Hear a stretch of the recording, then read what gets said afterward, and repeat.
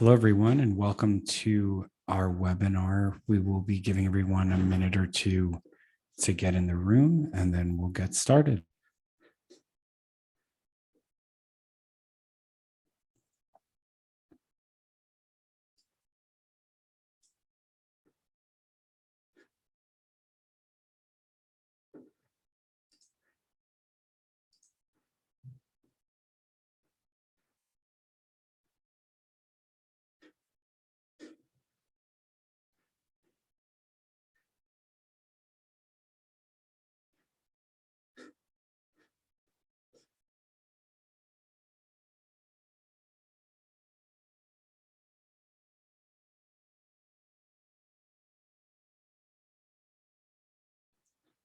Just giving everyone a minute to file in. We'll start very shortly.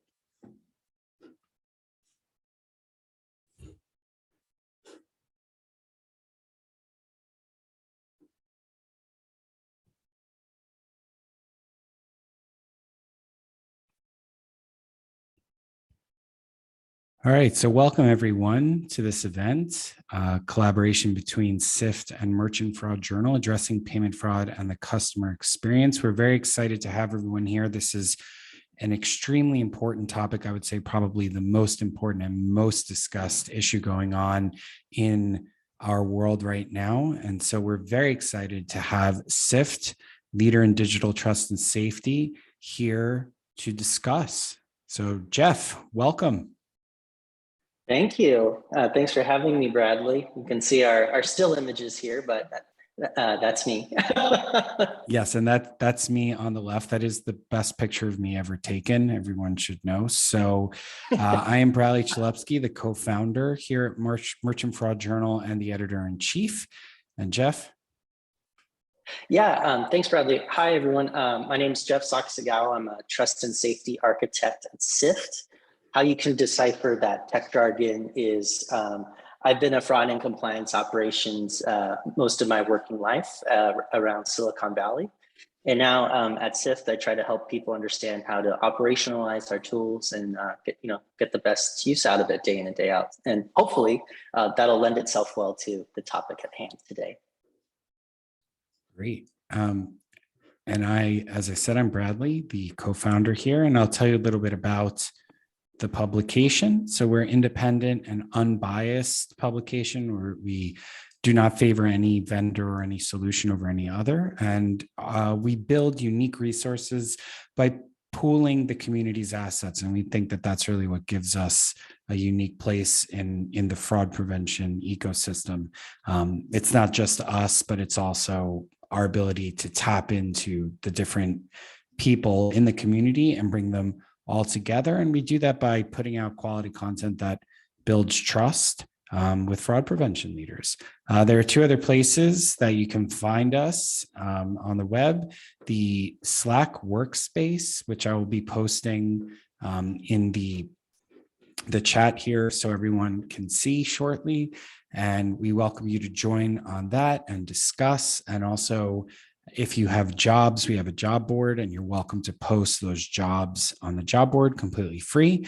Just drop them in for the community. And then we also have the To Catch a Fraudster podcast, where we interview industry leaders and get to hear their amazing fraud stories. So it is not just boring and industry talking points, but we've had some really incredible stories there about Russian hackers and all kinds of crazy things. So we definitely encourage you to check it out. So hope to see you in those channels and on the website, obviously, merchantfraudjournal.com. And Jeff, take it away. Thanks. Now I'll do my obligatory corporate talking points that you're trying to avoid, but I'll try to keep it quick. Just as a quick FYI, if you're unfamiliar with Sift, we're a digital trust and safety company that uses machine learning as an underlying technology to protect businesses as well as grow them.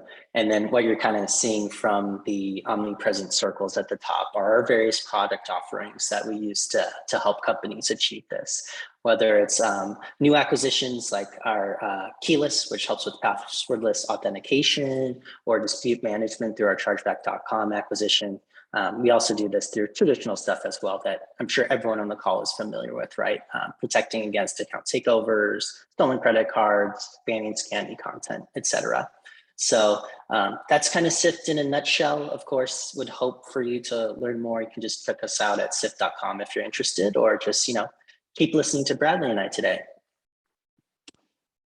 So now that our introductions are done, we have a really straightforward agenda for our topic today.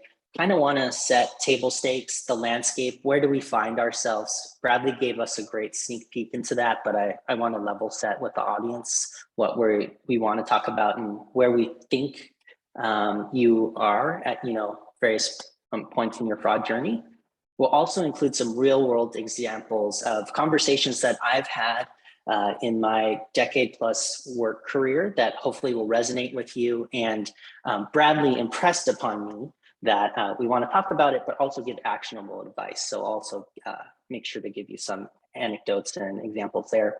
And then of course, we want to engage with you, right?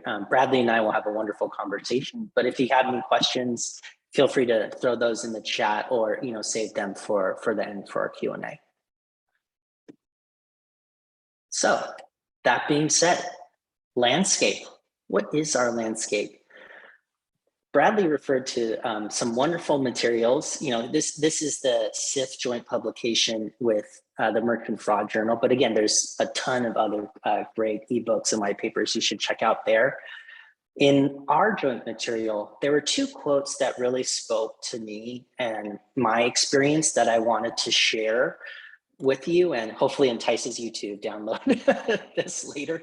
But the two that stood out to me were balance between fraud prevention and consumer satisfaction is necessary. Secondly, merchants might feel stuck in a no-win situation. And the first of multiple shares I'll have about me personally as a professional is this resonated with me a lot because oftentimes I would find I was the person in seat or my team was responsible for mitigating chargeback loss. Like that's always a remit, right? Like let's tamp down that. But there was always some countermeasures or counter pressures around how can we manage this loss really well, but not affect our customers? How can we do it I was going to say invisible, that's not the right word, but how can we do it in a way that isn't as, involved, I guess I'd say, in certain flows or apparent to the customer.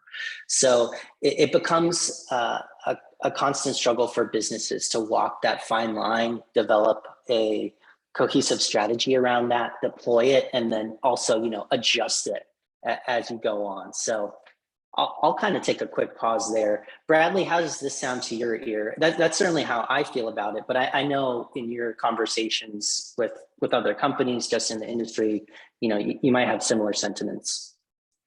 Yeah, I think we've seen the conversation really shifting and the need to compete in digital spaces where a lot of times products and services become very commoditized has really kind of been driven home over the last few years, especially post-COVID. And so this is something that people need to understand, that these two things don't necessarily need to be in opposition to each other. I know that's what you're going to talk about as we move through the presentation, but really focusing in on how you can streamline those customer experiences while still protecting your business against fraud is going to be critical moving forward. But it's not something that you need to despair about, as we'll talk about.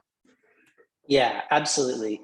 I think I feel like sometimes I joke, webinars can be good therapy for me as a professional. You kind of share some highlights, lowlights, and hopefully that can help people along the way. But yeah, to the despair point, one thing I would say is in my experience, when I have felt more despair or more low is usually just when I don't have a plan of action or I don't know where to move forward or how to move forward. So it's generally that uneasiness tends to carry the day. But once you kind of, set down a path, even if you start with small steps, I think hopefully aspirationally, all of us on the call will feel a little better for doing that. And so if I would advance the slides, this leads to the meat of our conversation today. So these again are anonymized to protect those I've worked with in the past, or what companies I've worked with in the past, to encapsulate conversations I've had, things I've generally heard, had to work with, through, around, and hopefully can be of a help to the audience today. And of course, Bradley's going to help me out with his wonderful insights as well.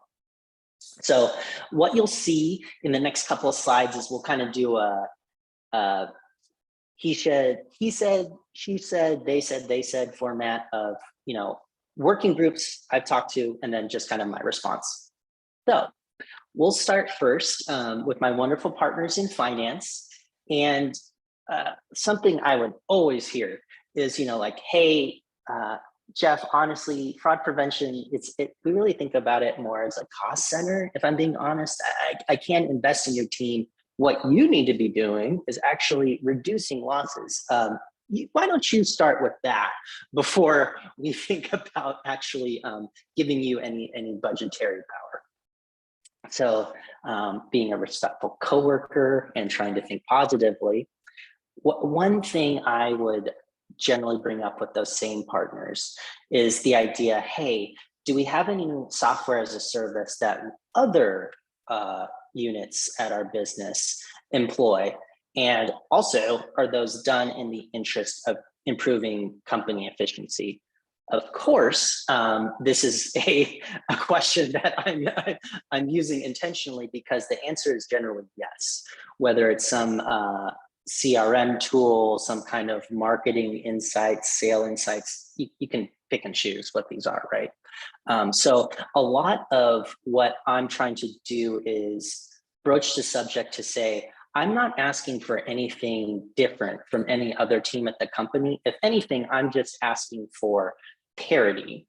And with respect to fraud prevention, there is no one silver bullet. I think Sift is a great tool, but again, what are different softwares that we can bring to bear that can be helpful for my team? And again, I'm just trying to improve their output as much as possible. And I know, Bradley, you kind of, when you thought about this slide or this conversation, you kind of thought about it as it relates to return on investment, or ROI. Can you kind of explain that a little more for the group?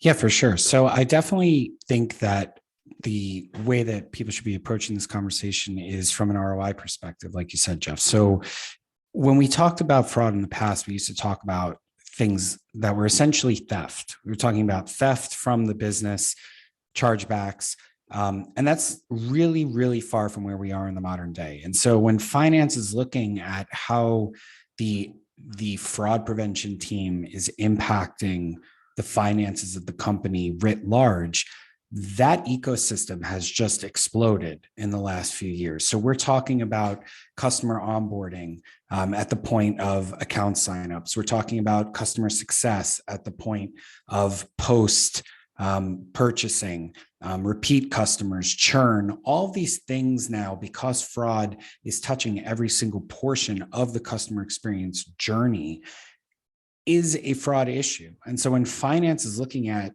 how much money they're investing in the fraud team, the incorrect way to do that in the modern day is to say, oh, well, we're preventing X dollars of theft. That just doesn't cut it anymore. That's not the reality that we're seeing on the ground.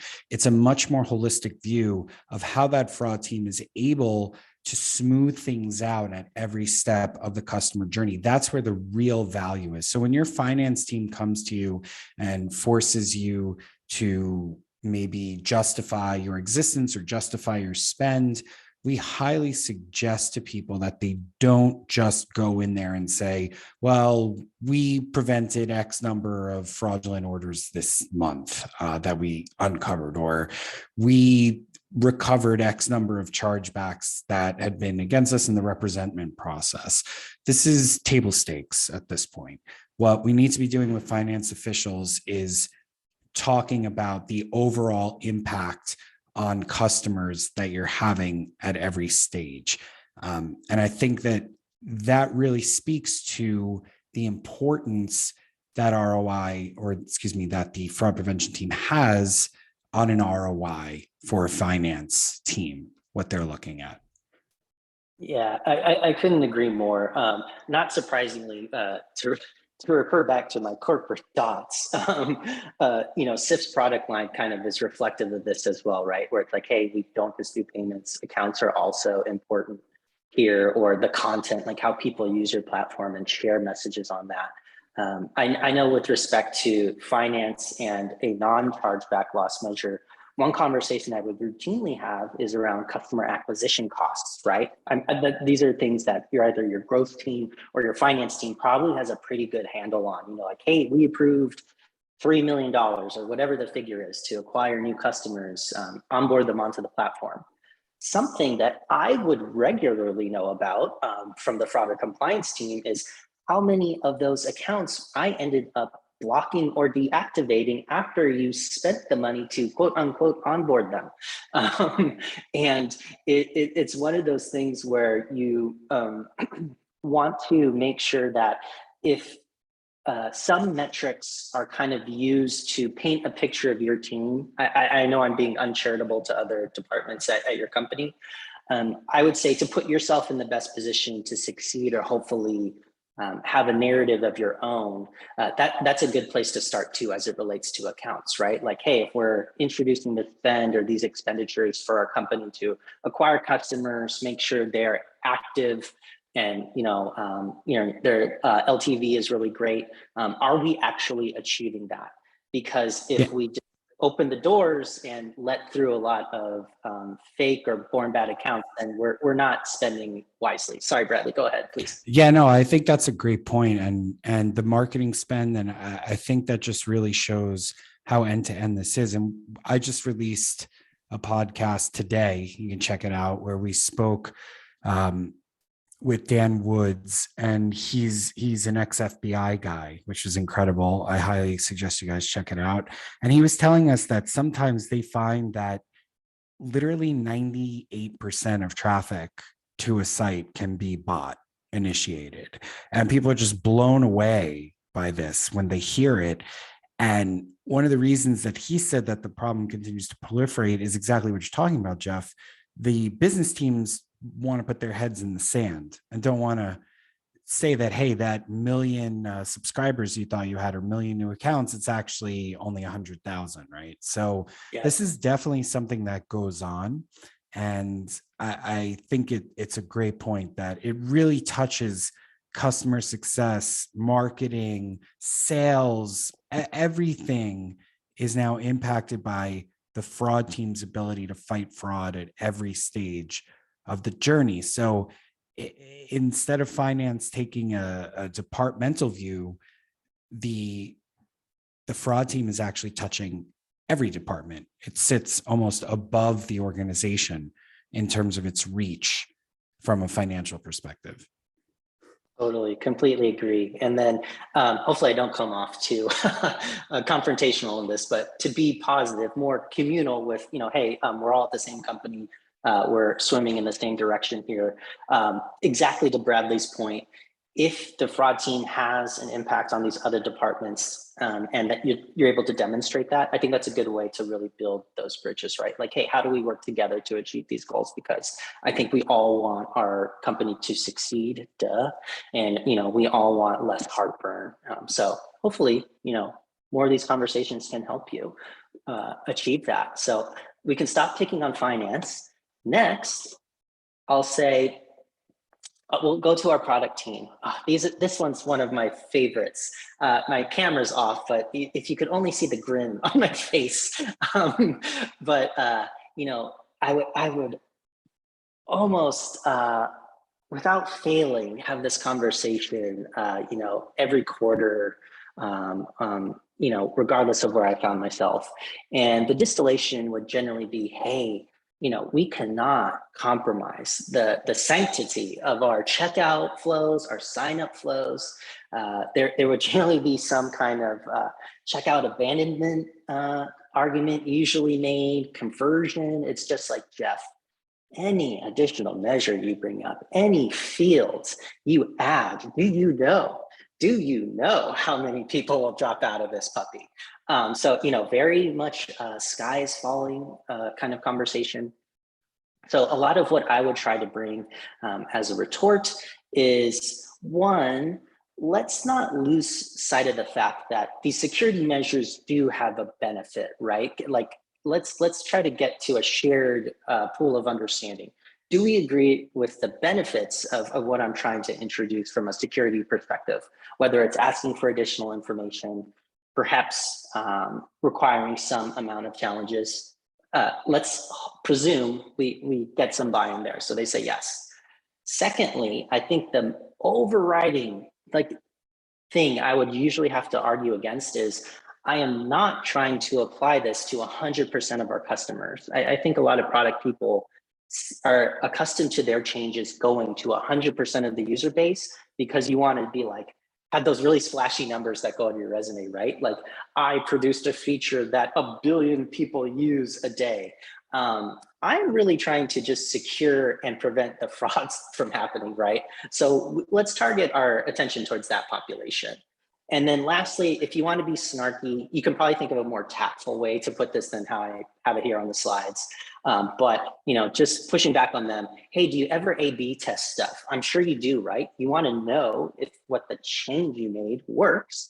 Let's do that for what I'm asking. Why can't I be one of those A/B tests? And if I'm wrong, if I am really impacting conversion or we're not getting the security benefits that I am perhaps supposing that we will, then we can make adjustments accordingly. So that's kind of oh man, this one's near and dear to my heart. So I need to take a breath for a minute, Bradley. What do you think about this kind of conversation with product and how companies can think about it? Yeah, I think another really important point here is that people know that fraud goes on and people are worried about it. We've seen it time and time and again in survey after survey that people worry about the security of their personal information. They want to know that the people that they are entrusting it with are at least making some kind of effort in good faith to protect their information. And sometimes I think a little bit of friction in this specific vein, I don't know if I could say it's a good thing, but it certainly won't hurt. I think people appreciate the idea that you're trying to do right by them and you're trying to protect something. And as long as you're not splashing gigantic skull and crossbones across the screen and saying, do you know how much fraud there is out there? So we have to check X, Y, and Z. If people feel that they are being protected, I think that actually in many instances can deliver a better customer experience. And we had a conversation, I forget exactly with who, but they found that at the high end, the very high end, the luxury end, people actually very much don't like a minimal friction approach specifically for that reason, because they feel like if they're buying something that costs 4, 5, 6 figures, there should be some kind of friction, some kind of security check that's going on. And if it's not there, people rightly or wrongly, but understandably infer in their minds that this company doesn't take security seriously. So to Jeff's point, it doesn't necessarily have to be because there's more friction, it creates a worse customer experience. It's all about how you present it. And it's all about striking the right balance so that people feel secure, but don't feel burdened. Absolutely. Yeah, I know. I completely agree with the luxury example. A lot of the luxury retailers we work with, their customers have an expectation.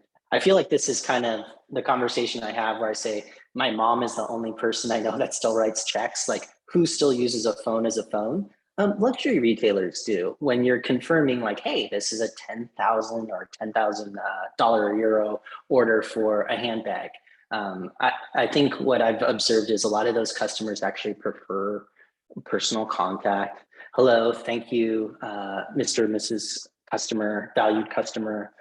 We see you're getting this. We're sending it on this date. Can you confirm some details to make sure that we get it to the right place? It doesn't have to necessarily be, again, to Bradley's point, scary or obtrusive, but the way you present it and having a rationale for why you might be asking these things goes a really long way. Cool. All right, checking the clock. We're making good progress here. So the next to last conversation we have is with your comms department, communication. This one will come up with me a lot because, you know, a lot of fraud teams, they might be 1 degree of separation removed from your customers, right? That may be owned by a customer support function, but you know, sometimes they would say, hey, you know, if you do need to message someone, you know, we'd like to have some input in how you message this. We have a company voice, you know, I'm sure everyone on the call is accustomed to hearing that. But if we message out about fraud, this is actually going to scare our customers. They're going to think we have a fraud problem, or maybe we're not secure, or there's, you know, gosh, I don't want to get too off the rails here, but we live in a conspiratorial time, let's say that. So maybe that goes into the mind of our customers as it relates to fraud. So, you know, trying to be even keeled, something I would often ask is, or honestly, maybe just straight out support, is the idea that I have rarely had conversations with angry customers when they have an answer to like a security question or why I'm reaching out to them. You know, they may disagree with it, and goodness knows they will often disagree with it, but they rarely will say, I'm going to sue you because you're taking fraud seriously. That's not the conversation. Where I have had people say, like, Jeff, I'm showing up to your office, how dare you, is when I give no answer, when there is no explanation for what is going on. That's usually when I get those like CSAT customer satisfaction scores that are horrendous. So that's kind of one thing I wanted to put out. And then, like, if you just think about yourself as your own like internet citizen, check your inbox. I got an email from Amazon just this week, and the subject line was "Protect yourself from scammers," and it had some like tips on like things you should do, things you should not do. So if every business generally aspires to have Amazon's level of success, so even Amazon will message about fraud, so we shouldn't be scared of it. Bradley, again, want to kick back to you. Now that I've done complaining or getting that off my chest, what have you heard? How much does this resonate with your conversations or things you could share with the audience today? Consumers are smart, and that's just the reality. We're all consumers as well. So we all know that before we go out onto the internet, we do our due diligence, we look at things. People know this stuff goes on, just like we were saying for the previous slide with the product team. It doesn't do anyone any good to not talk about it. How you message it is important, but the idea that if you don't talk about fraud, people aren't going to be aware of it, or if you talk about it, people are going to somehow take that in the same way as if they had been hit with a fraud attack after using your website, is just faulty logic. There's really no other way to put it. If you receive an email, like you just said, Jeff, from Amazon saying, hey, XYZ about fraud, you're not going to all of a sudden go, oh my gosh, I'm never buying at Amazon ever again because fraud. Instead, you're going to go, wow, there's a company that's trying to protect me. And again, people know this stuff is going on. So you're not helping anyone by doing it. I think a little bit of positive communication goes a long way. Yeah, totally agree. It is one of those things where I think, you know, it's kind of well intentioned.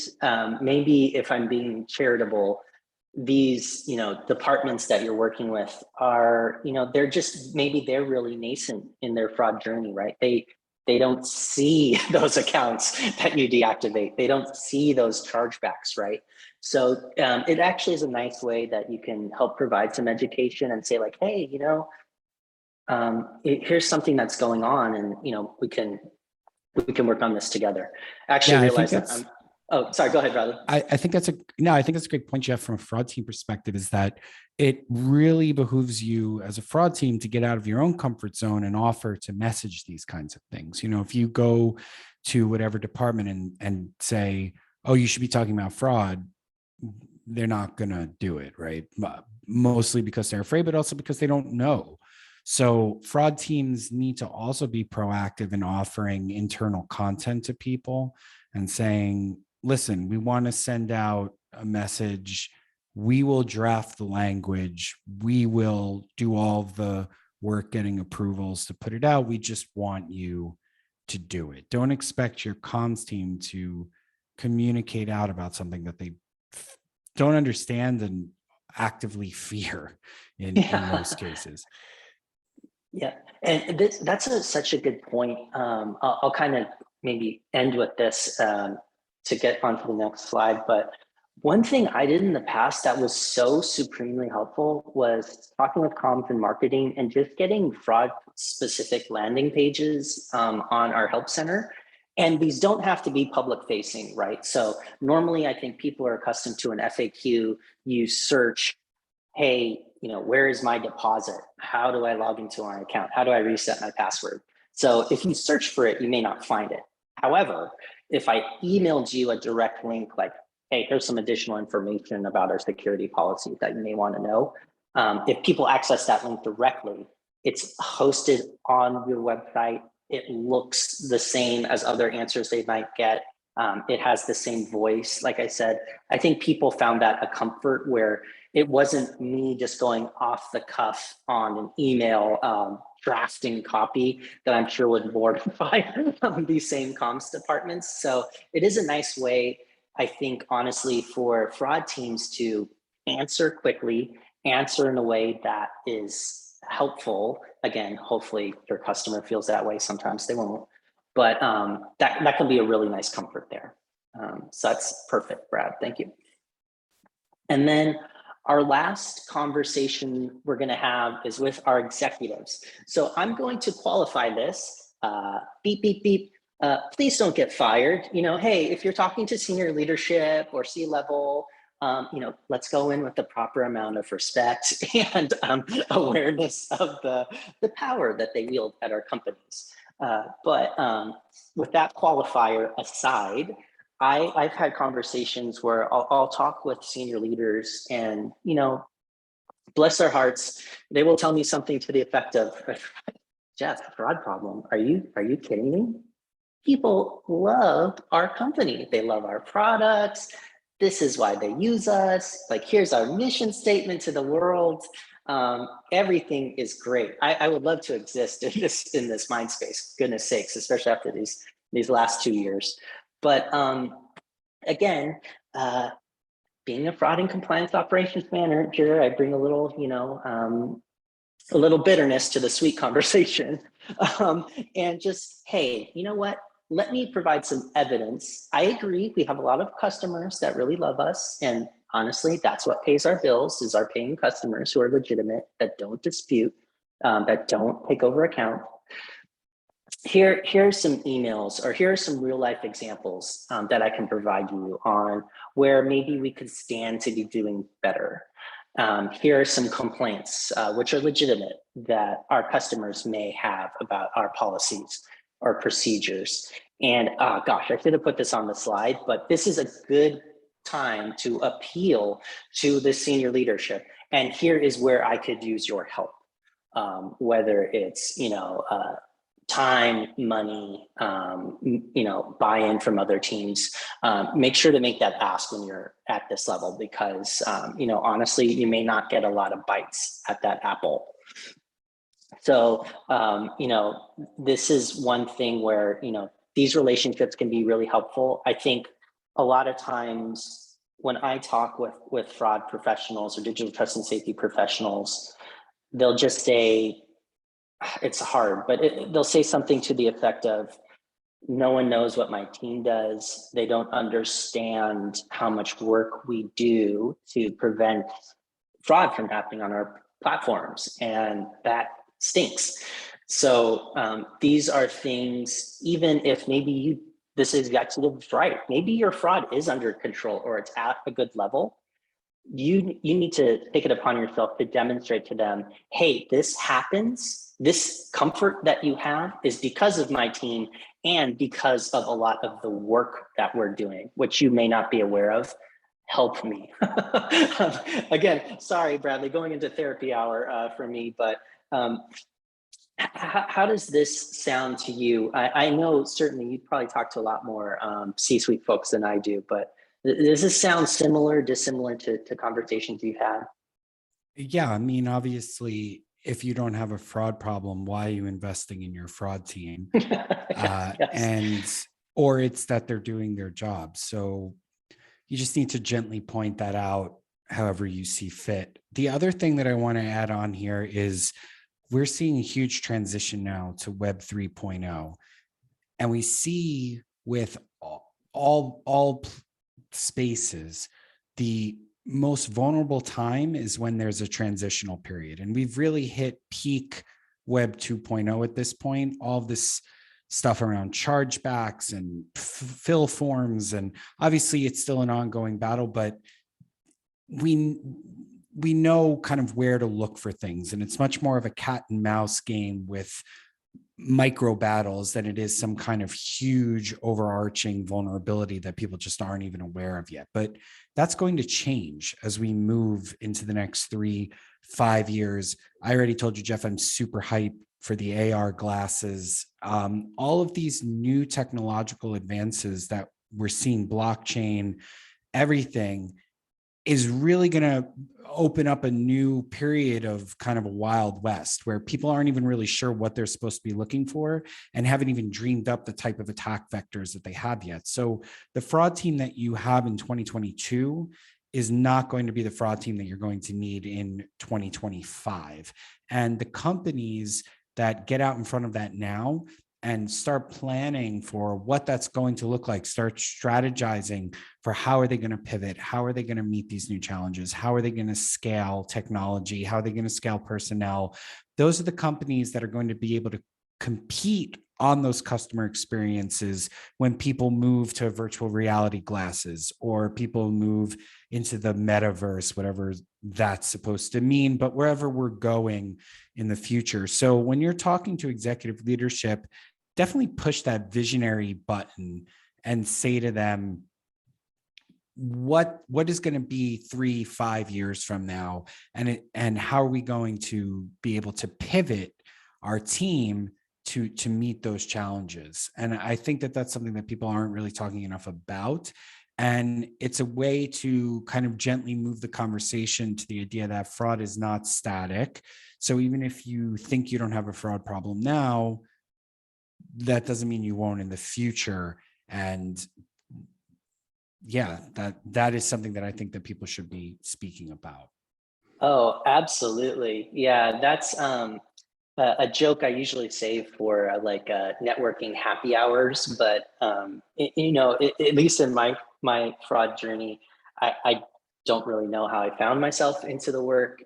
But the job security I found in this industry, unfortunately, is based on a lot of badness happening, and we're going on, 15 years, right?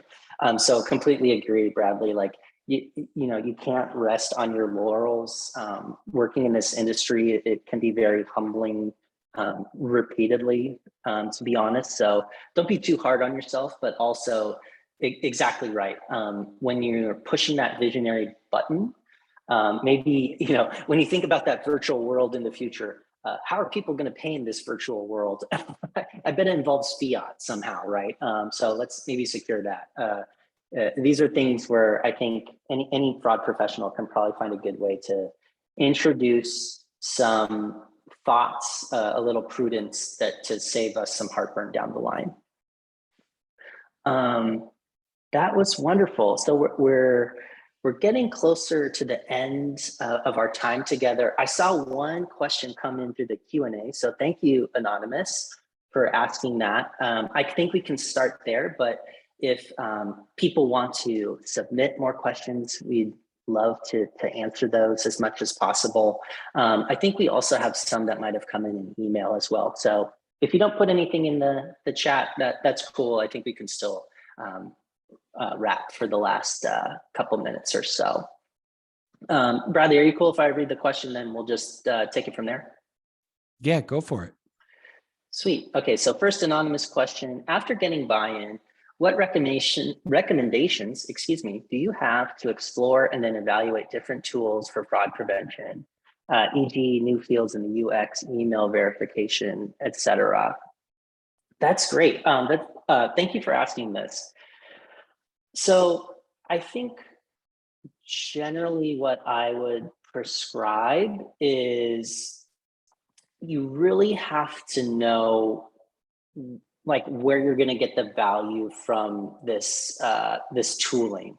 So I mean, Sift certainly has its worldview on this. Any company, vendor, or I shouldn't say vendor, service provider you talk with will have their worldview on this. So basically, where do you deploy this and how much value do you expect to get out of it? These are things that you should be able to measure and monitor around. So if it's reducing the amount of promotions that get abused, right?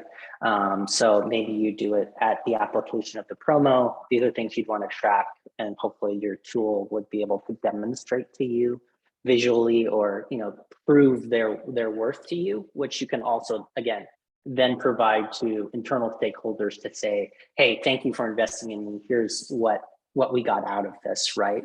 So yes, should not go without stating that anything that we're trying to prove, we need to demonstrate, monitor, and measure. Bradley, do you have any thoughts on this one as well, or you want to hop to the next question? No, I think that's a great response. I want to make sure we get through the questions that we're getting. We just got one from Adam, and he wants to know, what's the best strategy to migrate from an existing fraud platform to Sift? Although no, he wrote to another, but I'll let you handle that. I appreciate that. Thanks for the question, Adam. Yeah, honestly, I think I tend to give you two answers. I think the first is honestly just parity, right?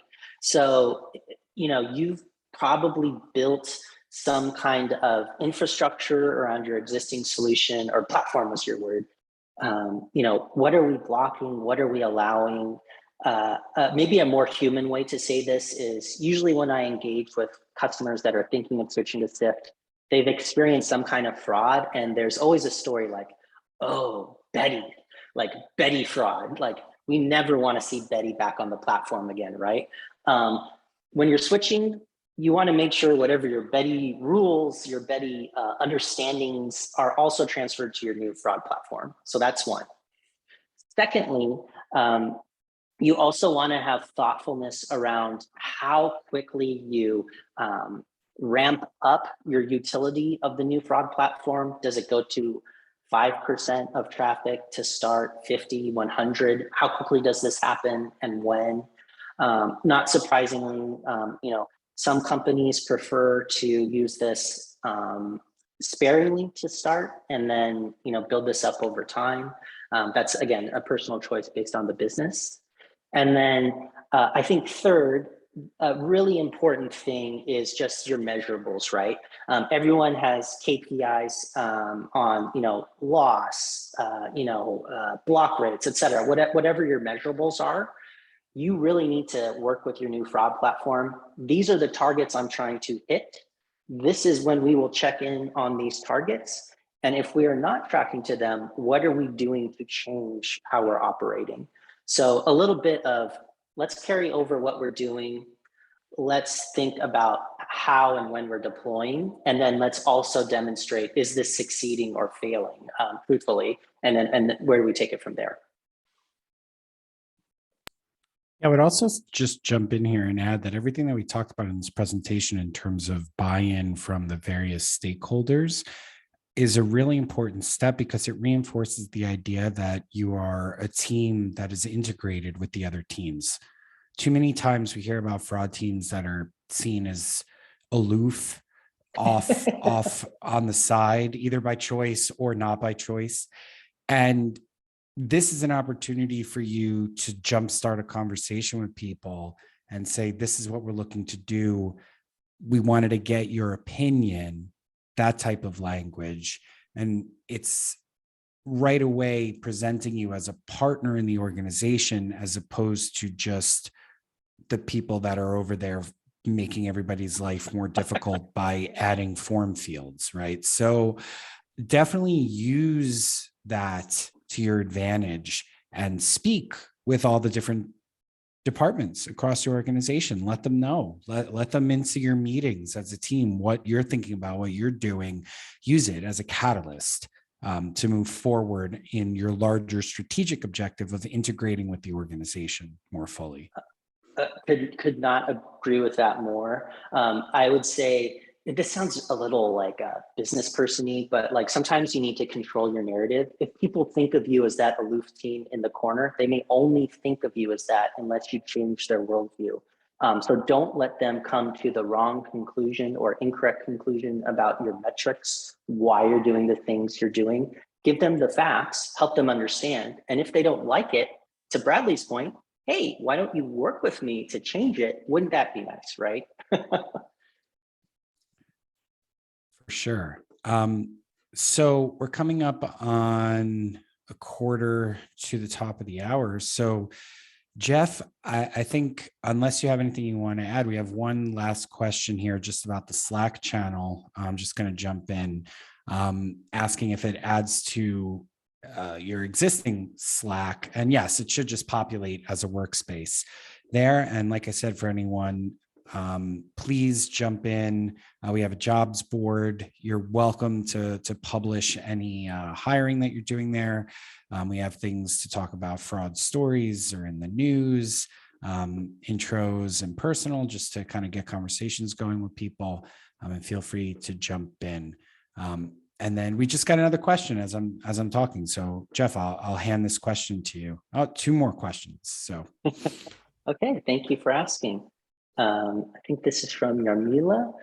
As a company that really expanded only 2 years ago due to COVID, we don't have much experience with fraud prevention or case management. A lot of things are still handled manually. What would you recommend as the most basic thing we should implement? Great question. Honestly, when I have been at this point in a fraud journey at companies, case management has generally been the most helpful for me. And so if you have some kind of tooling that can help you block accounts, look up customer details, why I'm saying this is a lot of times I would have to use other tools like some CRM tool to identify how long a customer's been on my platform, or if they've messaged us before, have we talked to them? I'm basically trying to use a case management tool that's built with fraud prevention in mind to, one, help inform my decisions. What is information is present at the company that I can get visibility into? And then secondly, how can I take action, right? It's one thing to have visibility into tooling. It's another thing to take actions on behalf of the company that'll honestly really help us out. So that might be where I start. Improve case management capabilities just so you can tune the dials that you need to start, and then you can kind of build in the more sophisticated things later. Yeah, on my end, I would just say consume the content on Merchant Fraud Journal.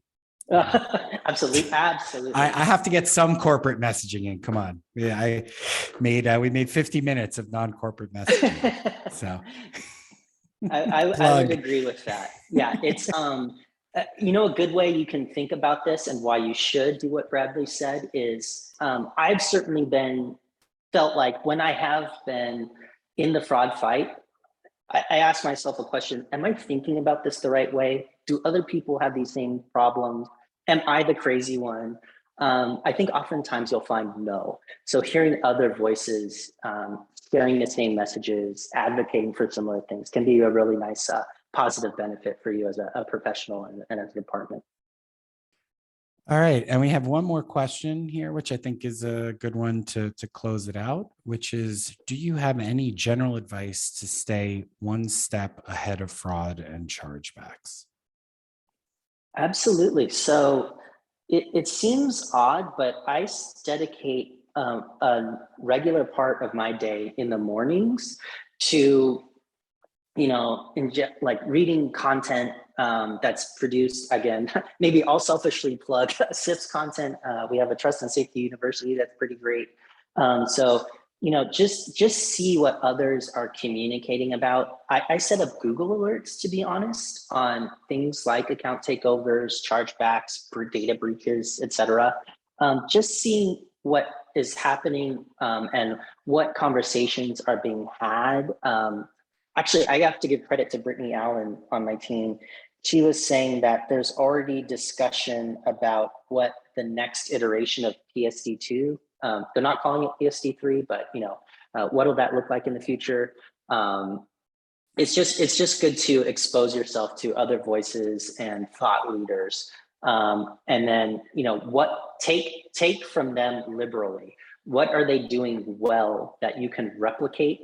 And do that as much as possible. You do not need to generate fraud and chargeback best practices by yourself. See what others are doing and doing well, and just use that.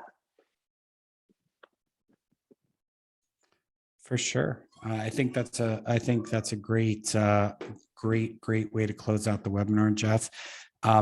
This has been great. I really appreciate you and Sift coming on and sharing the wealth of knowledge that you guys always bring to our community. And just thank you very much. Really, really appreciate it. Very welcome. Thanks everyone. Yeah. So why don't you let everyone know, just to close it out, where they can find you, and then we'll sign off. Yeah. If you, like I said at the intro, if you want to learn more about Sift, sift.com, sift.com, or if you want to reach me directly, just hit me up on LinkedIn. I'd love to connect and continue the conversation. All right. Thanks, everyone. Take care. You'll be getting a copy of the webinar in the coming days. And you can always check out all the great content on merchantfraudjournal.com. And we really appreciate you taking the time to join us today. Have a great day, everyone. Thank you.